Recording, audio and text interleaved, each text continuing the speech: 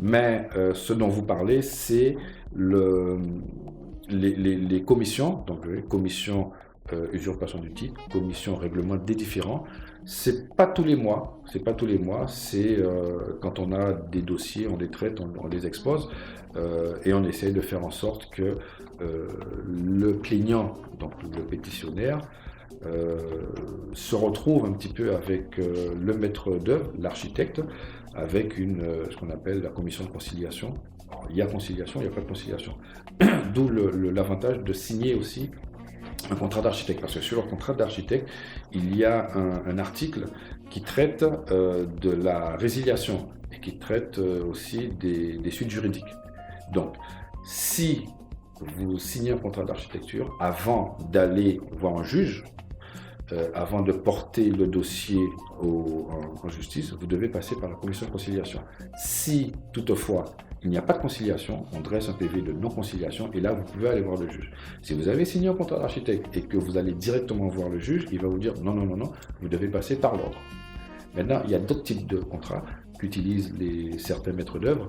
Ce sont des contrats qu'ils ont fait eux-mêmes, mais il faut bien lire les contrats parce qu'un contrat, c'est quoi? Un contrat, ça donne l'identité du maître d'ouvrage, donc du client, l'identité du maître d'œuvre, donc l'architecte, et ça détaille toutes les missions, ça détaille les prix, ça détaille les délais, et ça donne les différentes pénalités, soit du client, parce que souvent il peut aussi ne pas assumer son rôle, ou soit de l'architecte. Mais un contrat, c'est toujours bien, parce qu'on s'appuie sur quelque chose de réel.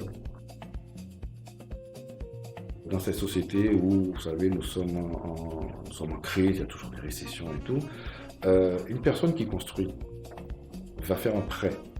Va faire un prêt sur 15, 20 ans, 25 ans des fois. Donc c'est un projet de vie, c'est pas comme si on achetait un t-shirt, une voiture, c'est un projet de vie qu'on va léguer à nos enfants.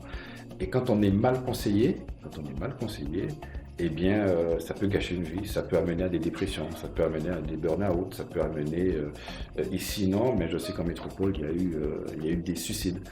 Donc les gens doivent comprendre que, attention, bon marché qui a coûté cher, ne passe pas par un architecte, il est trop cher.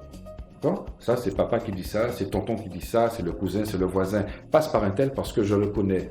Oui, peut-être qu'un tel, tu le connais et qu'il est bien, mais là, il ne risque pas de te coûter cher lors de la mission que tu vas lui donner, mais il va te coûter cher après et à long terme. Donc il faut vraiment respecter la loi.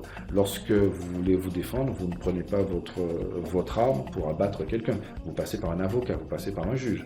Quand vous voulez vous soigner, vous passez par un médecin, vous allez acheter les médicaments à la pharmacie, ou bien vous pouvez effectivement faire en sorte de prendre de l'homéopathie, demander à la grand-mère, ça c'est un cas un petit peu différent. Mais lorsqu'on est sur un projet de vie, quand on est sur un projet de vie, il faut faire très très attention.